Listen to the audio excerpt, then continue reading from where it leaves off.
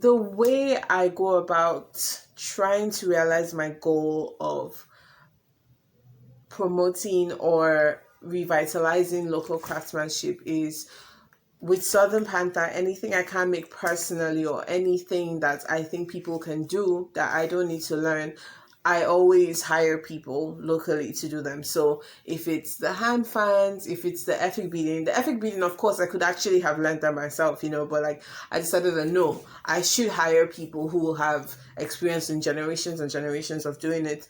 If it's the earrings that are being cast in Benin, of course I can learn how to metal smith myself, but I decided to hire people locally because also there's this Nigerian mentality that you have to acquire as many skills as possible so that you can make money. But like I really think that you don't. Like I think it's empowering to hire other people, like to help other people's businesses grow. And lots of times, a lot of our local skills are passed from down from person to person, from family to family, and sometimes people die and skills sets are lost with them completely. Then personally, I like to buy locally made things.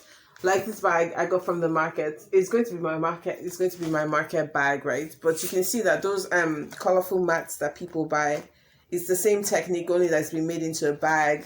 So it's not even like people are not already doing these things. They are. It's just people. I don't know, we're not as inclined to buy from, like, people wouldn't buy this, but if a brand, like, I don't know, think of a big brand. If a big bag brand did the same thing, it would go for thousands of dollars and people would buy it. So, like, this is from the market, and I want to say it was 1.5. It wasn't like the most money.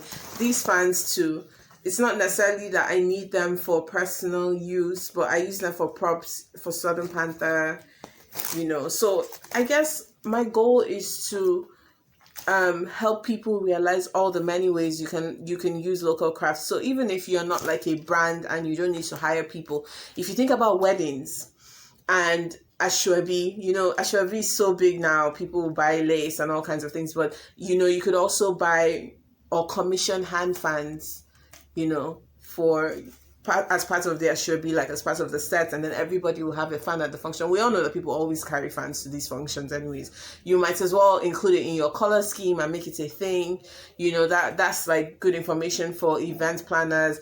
These fans, these bags, they can all make great gifts. I went to a wedding that they had, as part of the gifts that were given to guests, they had these like locally made fryers, like the strainers when you fry things and you lift, and it's like a net, but it was attached to a wooden handle, and they were huge and they were really nice. Like I think they were so nice that people were even hoarding them, So the ideal thing would be to eventually have profiles of all the artisans that I use. So the person who made my beaded velvet chokers, the people who make my fans in Kano, and the person who is casting the brass pieces in Benin.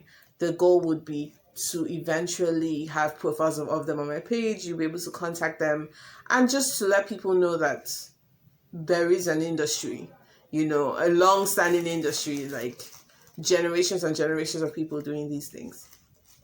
And I hope that makes sense.